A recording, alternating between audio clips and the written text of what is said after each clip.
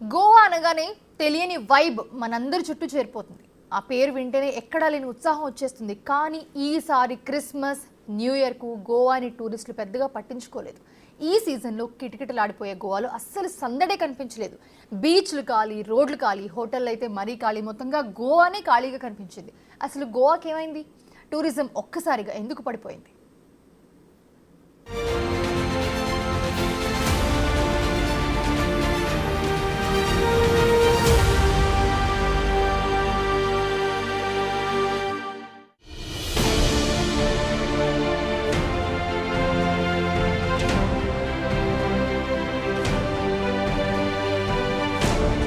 Christmas new year గోవాకు peak season.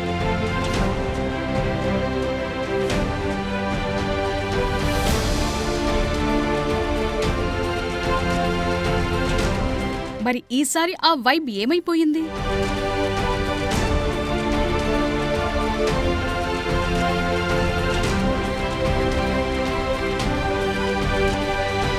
అసలు గోవా టూరిజానికి ఏమయ్యింది?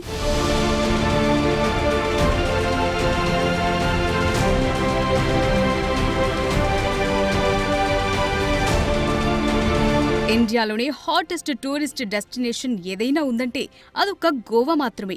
అక్కడి బీచ్లు వరల్డ్ ఫేమస్. వాటి కోసమే విదేశాల నుంచి కూడా టూరిస్టులు క్యూ కడతారు. అందువల్లే గోవాకు టూరిజమే ప్రధాన ఆదాయ వనరుగా మారింది. కానీ కొన్నేళ్లుగా గోవాకు వచ్చే ఫారిన్ టూరిస్టుల సంఖ్య క్రమంగా తగ్గుతూ వస్తోంది. వాళ్లే కాదు, డొమెస్టిక్ టూరిస్టులు కూడా గోవాకు వెళ్లటం తగ్గించేశారు. ఈ క్రిస్మస్ న్యూ ఇయర్ సీజన్లో అయితే గోవాలో టూరిజం ఏ స్థాయిలో పడిపోయిందో అందరికీ అర్థమయ్యేలా తెలిసింది. టూరిస్ట్ హబ్ గా ఉండే నార్త్ గోవా కూడా పర్యాటకులు లేక ఎడారిగా మారిపోయింది. రోడ్లు, బీచ్లు ఖాళీగా కనిపిస్తున్న వీడియోలు సోషల్ మీడియాలో చక్కర్లు కొడుతున్నాయి. అవన్నీ చూశాక అందరికీ ఒక్కటే డౌట్ వస్తోంది, నిజంగానే గోవా పనైపోయిందా అని. అయితే గోవా రద్దీగానే ఉందని కొందరు నెటిజన్లు సోషల్ మీడియాలో పోస్టు చేస్తున్నా నిజానికి ఈసారి అక్కడ బిజినెస్ బాగా పడిపోయిందనేది మాత్రం నిజం.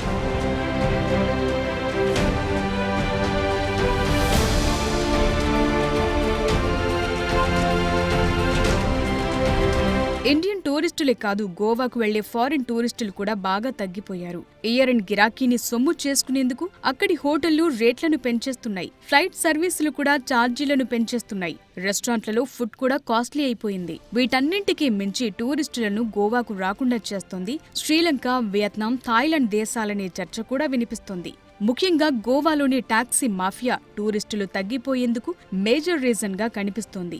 ఇతర అసౌకర్యాలు, port service, food quality, Goa వాసులు టూరిస్టులతో ప్రవర్తించే తీరు కూడా ఇప్పుడు హాట్ టాపిక్ గా మారాయి. వీటి వల్ల గోవాను టూరిస్ట్ డెస్టినేషన్ గా ఎంచుకునేందుకు టూరిస్టులు వెనకడుగు వేస్తున్నారని తెలుస్తోంది. సాధారణంగా గోవాలో క్రిస్మస్ న్యూ ఇయర్ కు ఉండేంత రష్ ఈ ఏడాది కనిపించలేదు. ఈసారి బీచ్ స్టాల్స్, హోటల్స్, రిసార్ట్స్ అన్ని చాలా వరకు ఖాళీగానే ఉన్నాయి.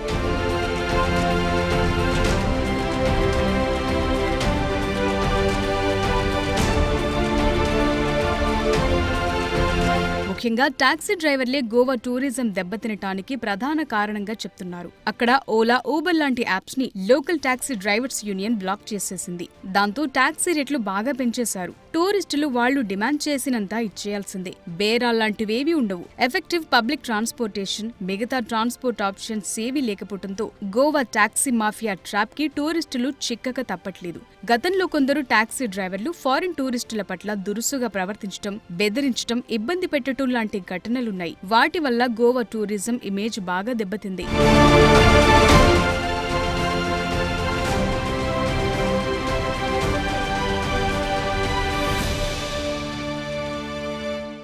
గోవాలో 1-2 రోజులు ఉండాలన్నా టూరిస్టులకు వాచిపోతోంది. శ్రీలంక, థాయిలాండ్, వియత్నాంతో పోలిస్తే గోవాలోనే హోటల్ రేట్లు కూడా బాగా ఎక్కువ. పైగా తక్కువ సౌకర్యాలు, పోర్ట్ సర్వీస్ క్వాలిటీ కూడా ఇబ్బందిగా మారింది. కాస్ట్ ఎక్కువ, క్వాలిటీ తక్కువ అనే ఫీలింగ్ చాలా మందికి వచ్చేసింది. అందుకే టూరిస్టులు మిగతా దేశాల వైపు చూస్తున్నారు.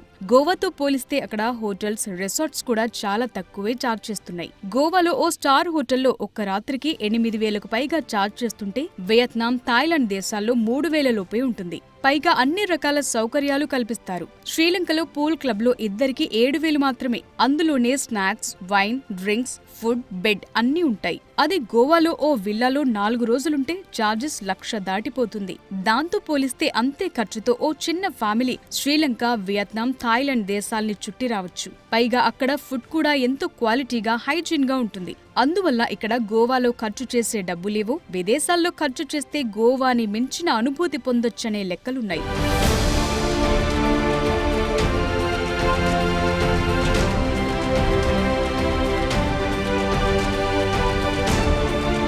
శ్రీలంక, వియత్నాం, థాయిలాండ్ దేశాలతో పోలిస్తే గోవాకు వెళ్లే ఫ్లైట్ రేట్లు కూడా ఎక్కువే. అందువల్ల డొమెస్టిక్ టూరిస్టులు కూడా ఆ దేశాలకే వెళ్లేందుకు ఆసక్తి చూపుతున్నారు. విదేశీ టూరిస్టులకు కూడా గోవా కంటే ఈ దేశాలకు వెళ్లేందుకు బెటర్ కనెక్టివిటీ ఉంది. గోవా టూరిజం తగ్గిపోయేందుకు అక్కడి స్థానికులు టూరిస్టుల పట్ల వ్యవహరించే తీరు కూడా మరో కారణంగా కనిపిస్తోంది.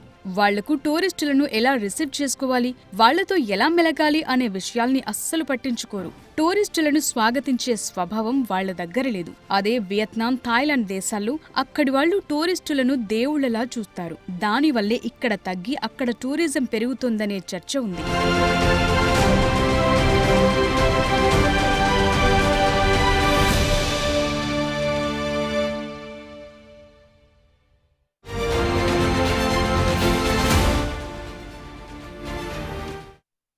గోవాలో గుడ్ వైబ్ అంతా ఎక్కడికి పోయింది? అసలు అక్కడ ఏం జరుగుతోంది? సోషల్ మీడియాలోనూ మిగతా మీడియాలోనూ గోవా పని అయిపోయిందనే చర్చ ఎందుకు మొదలైంది? అసలు గోవాలో ఎలాంటి పరిస్థితులు నెలకొన్నాయి ప్రస్తుతం? నిజంగానే గోవా పని అయిపోయిందా? టూరిస్టులు తగ్గకుండా ప్రభుత్వం ఎలాంటి చర్యలు చేపట్టాలి?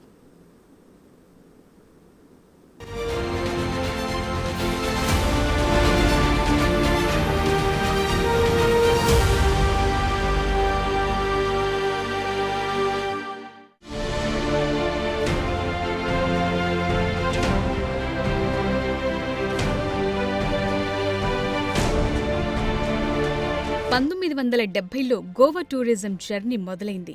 1990లో గోవా విదేశీ టూరిస్టులను ఆకర్షించడం మొదలుపెట్టింది. ముఖ్యంగా రష్యా, బ్రిటన్ నుంచి టూరిస్టులు బాగా వచ్చేవారు. తరువాత మిగతా దేశాల టూరిస్టులు కూడా గోవా వైపు మళ్లారు. కానీ ఇప్పుడు వారంతా శ్రీలంక, వియత్నాం వెళుతున్నారని చెప్తున్నారు. నిజానికి గోవాతో పోలిస్తే థాయిలాండ్, వియత్నాం, ఇండోనేషియాల్లోని బీచ్ సిటీల టూర్ చాలా తక్కువ ఖర్చుతో కవర్ అవుతోంది. దాంతో ఫారిన్ టూరిస్టులంతా అటువైపే వెళ్లేందుకు ఆసక్తి చూపుతున్నారు. పైగా మౌలిక సదుపాయాలు, ట్రాన్స్పోర్ట్ ఫెసిలిటీ, టూరిస్టుల భద్రత పరంగా గోవా కంటే అవి చాలా బెటర్గా ఉన్నాయి. వీటన్నింటినీ అధిగమించగలిగితే గోవాకు పూర్వ వైభవం వస్తుందని అభిప్రాయాలు వినిపిస్తున్నాయి.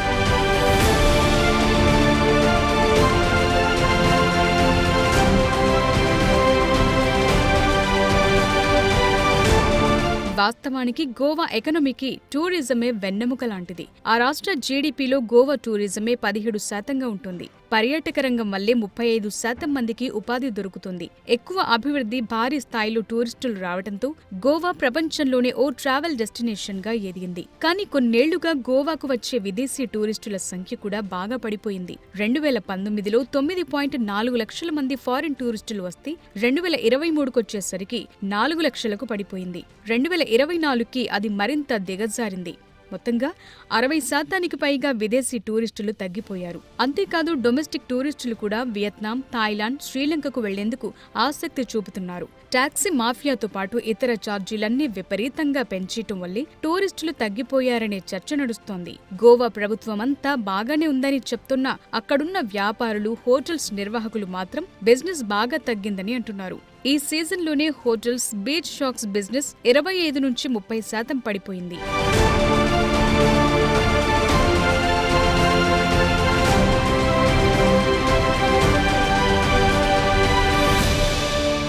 ఇప్పుడున్న పరిస్థితుల్లో గోవా కోలుకోవాలంటే ప్రభుత్వం పూర్తి స్థాయిలో టూరిజంపై దృష్టి పెట్టాలి. సస్టైనబుల్ టూరిజం ని ప్రమోట్ చేయాల్సి ఉంటుంది. హోటల్స్, షాక్స్, రెస్టారెంట్లు, రిసార్ట్స్ ఇలా అన్ని విపరీతమైన ఆఫర్స్ ప్రకటించాలి. గోవా అనేది ఫారిన్ టూరిస్టులను అట్రాక్ట్ చేసే డెస్టినేషన్ లా ఉండాలే తప్ప గోవాని ఫారిన్ లా కనిపించొద్దు. ఎందుకంటే గోవాకంటూ ఓ ఐడెంటిటీ ఉంది. అది దెబ్బతినకుండా చూడాలి.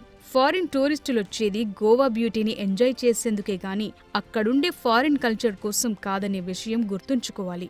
గోవా కల్చర్లో కొన్నాళ్లు గడిపేందుకే విదేశీ టూరిస్టులొస్తుంటారు. అలాంటి వాళ్ల కోసం గోవా న్యాచురల్ బ్యూటీని, కల్చరల్ హెరిటేజ్ ని ప్రభుత్వం ప్రొటెక్ట్ చేయాలి. ముఖ్యంగా లోకల్ ఇష్యూస్ ని గవర్నమెంట్ సెటిల్ చేయాలి.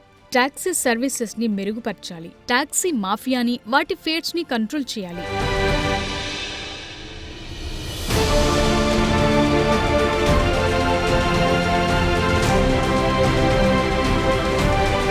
టూరిస్టులకు గోవాలో కలిగే అనుభూతుల్ని, విజిటర్ ఎక్స్పీరియన్స్ ని పెంచేందుకు ప్రభుత్వం దృష్టి పెట్టాలి. End of the day holiday అంటేనే బ్యూటిఫుల్ ఎక్స్పీరియన్స్. అదే లేకపోతే గోవా అయినా, హోమ్ టౌన్ అయినా టూరిస్టులకు సేమ్ ఫీలింగ్ కలుగుతుంది. ఇప్పుడు గనుక గోవా గవర్నమెంట్ సీరియస్ గా టూరిజం ని ప్రమోట్ చేయటంపై ఫోకస్ పెట్టకపోతే భవిష్యత్తులో పర్యాటకులు గోవా వైపు రావటం మానేసే అవకాశాలు కూడా ఉన్నాయి. అంతేకాదు నెమ్మదిగా గోవాను మర్చిపోయే ఛాన్స్ కూడా ఉంది.